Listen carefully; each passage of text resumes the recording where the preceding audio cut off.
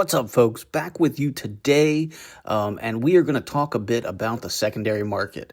Topps released the Topps Now initial Topps Now set, which included, I think it was like 59 different cards, and now the secondary market is alive and kicking. Previously, there had been a couple of sales. Some iconics had sold from the tip-off set and such, but the market hadn't really moved yet. And then it just exploded overnight. I mean, immediately, as soon as this set came out, the secondary market started moving. And so now there's this whole group of people, I'm sure, who maybe were on the Panini app, who've never been on the Topps apps, and they don't quite understand that there is a secondary market and really how it operates. So I want to talk a little bit about that as you watch me open a bunch of packs from this recent Topps Now set. So first off, an important thing to mention, and I definitely encourage you to go back and watch the video, the interview I did with Topps Mike. Topps Mike worked at Topps from 2014 to 2016, and he answered some questions about about sort of the secondary market, and essentially what you need to know about it is that it's a really murky, muddled market. It is not a sanctioned market, right? It is actually a kind of a black market. It's against Topps terms of service to participate in it, essentially, because built into Topps terms of service is this thing about like not sending imbalanced trades. And the technical way that people do these transactions off the app is, they buy a legendary for $10 or whatever, and then in the app someone sends a tier 1 or a common for that legendary. And when you do that a lot, because you're buying off the app a lot, then it is technically a terms of service violation. But there's this other part of it where, yes, it is against Topps terms of service technically, but also it's in their best interest for them not to really enforce it, because the secondary market is what keeps these apps going. If these secondary markets didn't exist, the app just would not thrive. They wouldn't have been able to have Disney and Marvel and now this app. They would have just died, because why are people spending real money on cards they don't own, on pixels on their phone, if there isn't some secondary market for them to actually move them when it's time?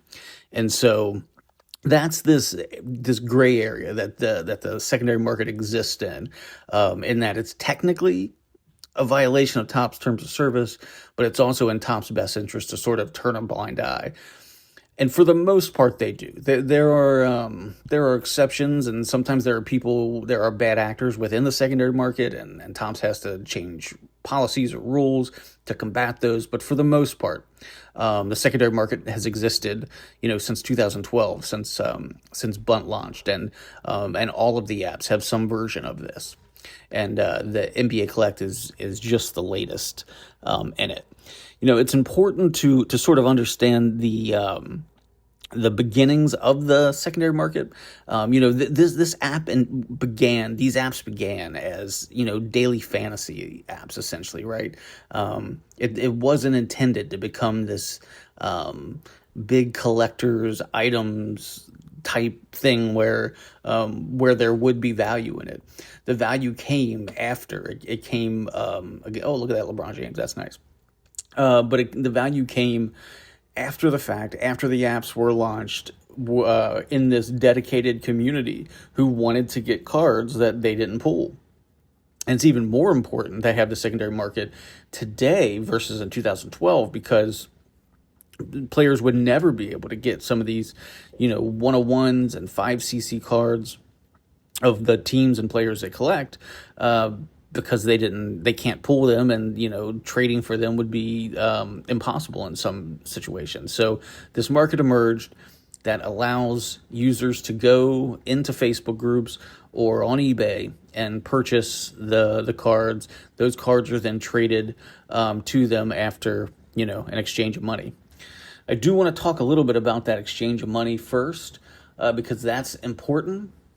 you know, it there are not all Facebook groups or Discords or eBay sellers are created equal. And it's important for you to go in with your guard up. I will say I've probably completed somewhere over 1,000 or 2,000 transactions on the secondary market across the apps, and I only had one issue ever where someone didn't actually follow through on the transaction. And the community kind of rallied around me to get the person to send the cards they were supposed to send, and they finally did. But I mean, this is again not sanctioned by Topps, and they can't help if there's a scammer or bad actor out there who takes advantage of you, and so you have to proceed with some caution as you enter this market. The way the transactions are actually completed is you go into like a Facebook group and somebody posts a card for sale, and then you say, I want to buy that. You agree on a price, and then you send that money via PayPal or Venmo to the person. Generally, the way it's sent, which is kind of different than in the physical world, is it's sent PayPal friends and family.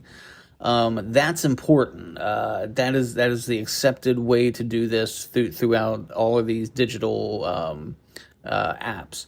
And the big reason is because if you don't do that, there's nothing stopping someone from the other side. If you do goods and services, there's nothing stopping them from claiming,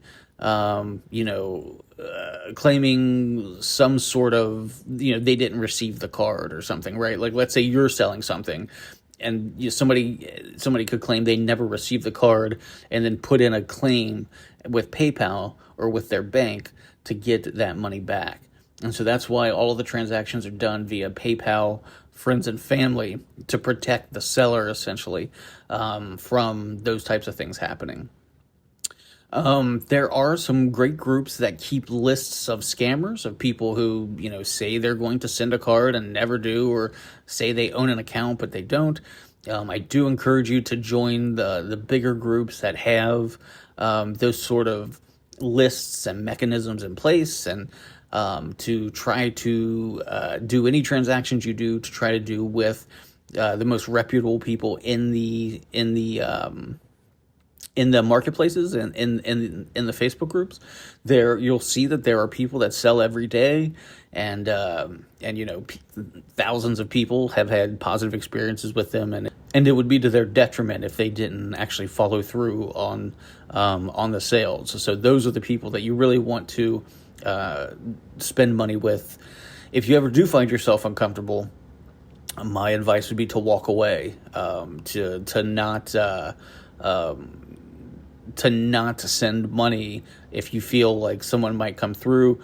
You could also request that person sends the card first if it's, if you have a good reputation and they don't. I've done that in the past where I've said, listen, man, I've never heard of you in these groups. You haven't posted much before. I'll complete this transaction, but you have to send the card first, and then I'll send you the money. It's the admins do the best job they can in the groups, but there are ways for people to scam, and it's important for you to watch out for that.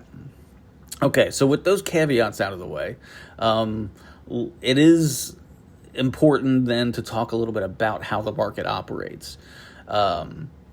And so now we have all of these 5cc's and 10cc's and 25cc legendaries out there.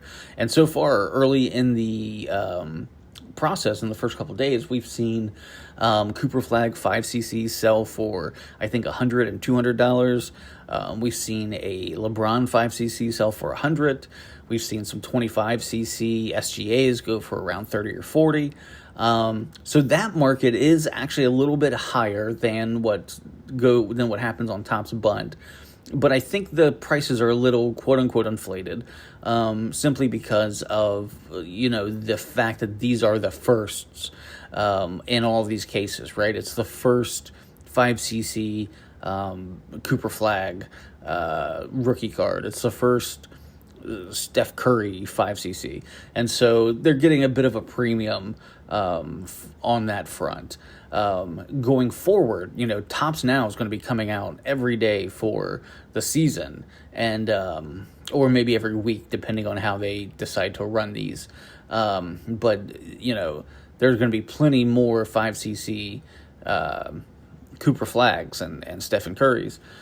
So the prices on these will eventually start to dip into more affordable prices. I think you'd see like a Curry probably drop into the $25 to $40 range instead of the kind of $60 to $100 that it's currently in. But also something to understand about the secondary market is that today's price is not tomorrow's price, and you're paying essentially for what the market says something is worth that day. And it's the same way in physical collecting, of course, where you do some speculation buying, right? You might buy some rookies for cheap and hope that a few years from now they'll be worth more. Well, it's a similar thing in this market as well.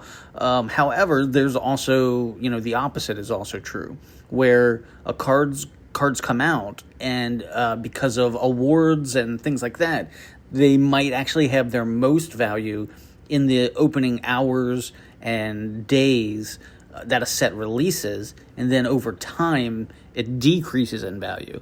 That's something we see a lot in this market, is the price tends to decrease over time. There are, of course, exceptions to that, but that's the reality. Is if you buy something on the day of a drop or the day after, maybe, you're probably going to pay higher than what it'll go for in a couple weeks, and a lot of that has to do, again, with the awards and sets nature of it, where someone is trying to get 20 legendaries to then get a legendary award, and they're trying to do it quickly, and so they get them all, and then once the award comes out and they get that, then they might start to sell those 20 cards. Some people want to keep it all intact, others will sell. It just depends on the specific individual, but basically what it means is there just isn't the demand after that award is given out for those cards, and so the price ends up dropping a bit. So there are a discussion on the secondary market could take an hour. There's so many different aspects to it.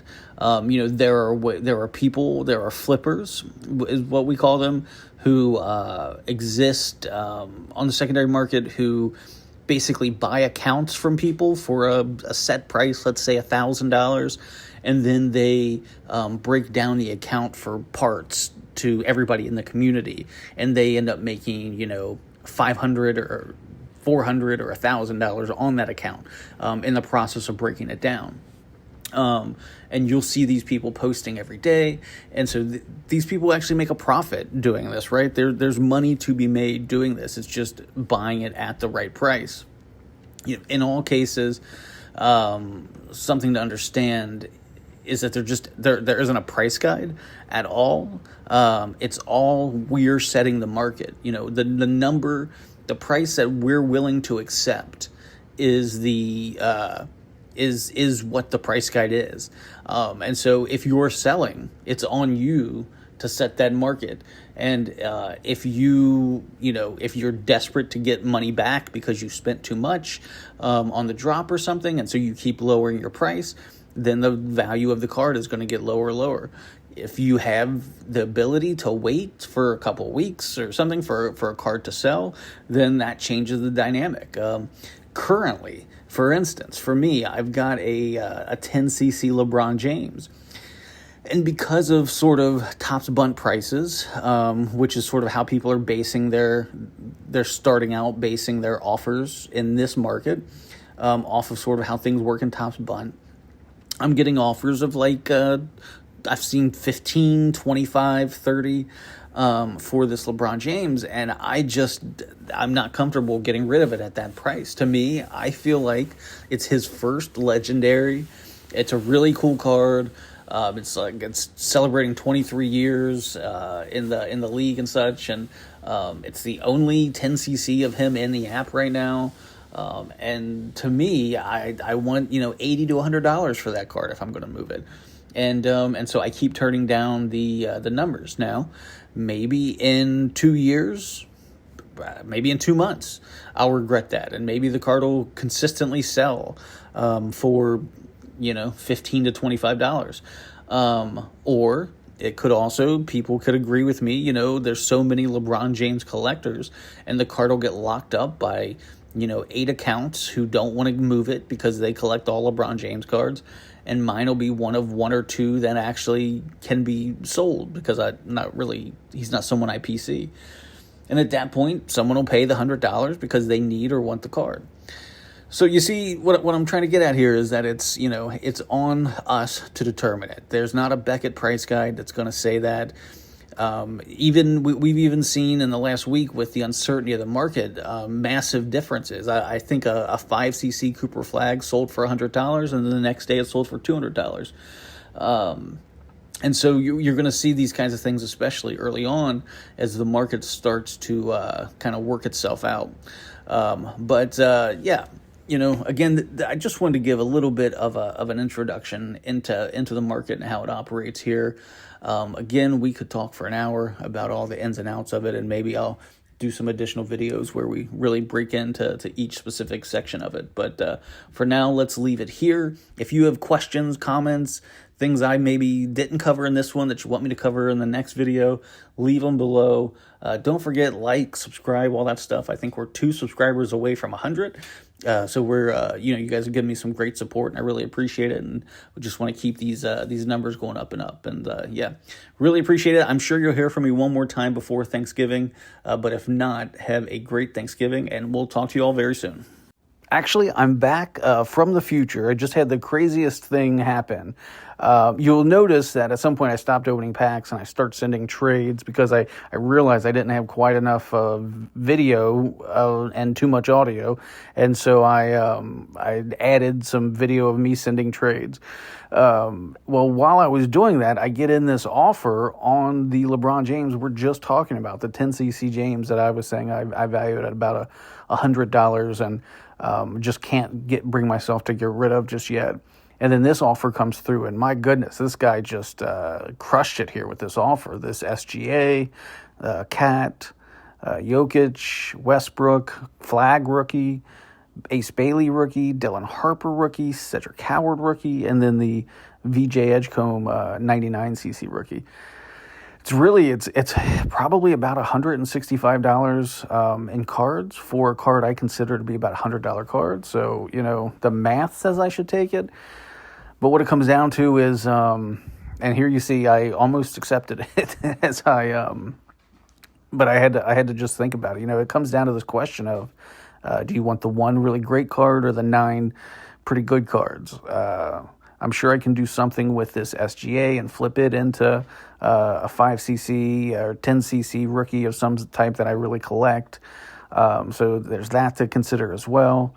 But yeah, I just thought it was so funny that I was just talking about this LeBron and how I hadn't really gotten a good cash offer. And then here comes this trade that really kind of knocked me back here. Not sure what I should do with it, but I am considering it. I'm curious. I'm probably leaning towards it and probably will take it. But let me know what you all think I should do here. Would you take it or would you pass? The best cash offer I probably had on it so far is about $40 or $50. So, I'm the one that's valuing it at the 100. Someone else might look at this as 165 for 50. I look at it as like 165 for 100. So, yeah, I don't know. I'm probably going to take it, but I'm curious what you all think. Do you want the 1 great card or the 9 pretty good cards? How does that enter into your own equation? All right, that's it. Here you can just see me sending him a quick message to let him know I'm going to think about it.